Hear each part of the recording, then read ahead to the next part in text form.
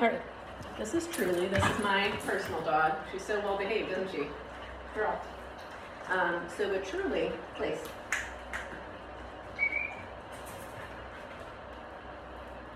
Hold your horses. That's not a command. So with Truly, I actually switched from a slip collar to a prong collar because I was finding she likes to forage and really get in front of me. A lot of shepherds, collies like to do that.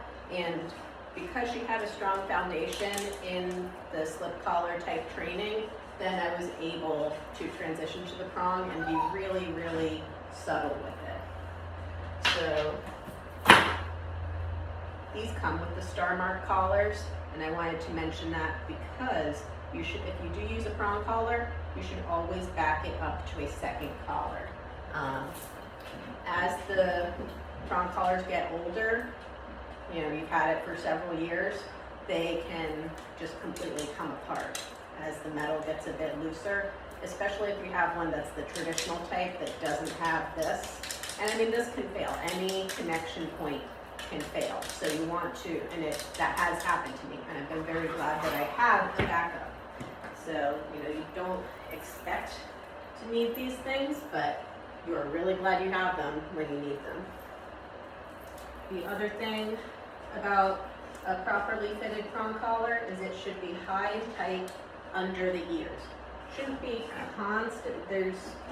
constantly tight, but the 2 fingers under the collar, that's a useless measurement because everyone's fingers are different, and also the prong has different heights. You know, some parts of it are touching the dog, some parts are not, so that's not really that useful. In terms of backing up the prong collar, there's several things you can do. For her, free. Right, Truly, sit.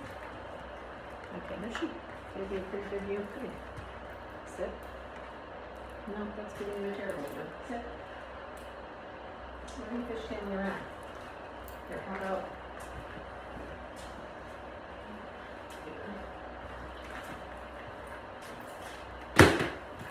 Put her on a place cot, and then you can see more easily what I'm trying to show you. Sit. Okay.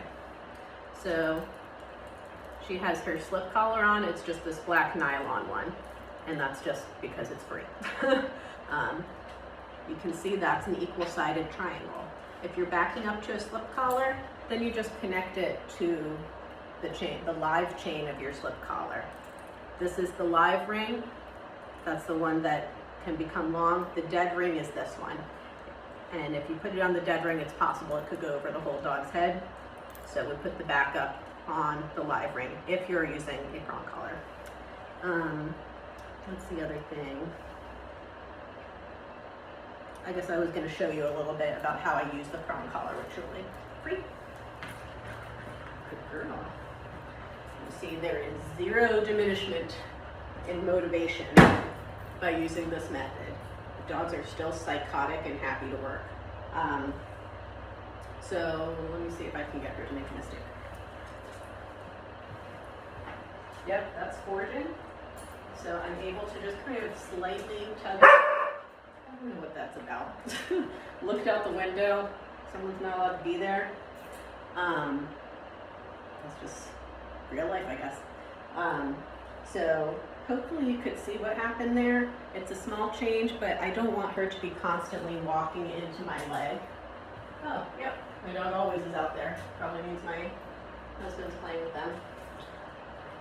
So if you're training with the prong, I want you to be able to use champagne fingers. It's not that you should be really hauling on the dog with whatever tool you're using. Yep. Sit. But I want you to be able to manage the dog with power steering using the prong collar. So you don't have to use it really harshly because the tool is stronger.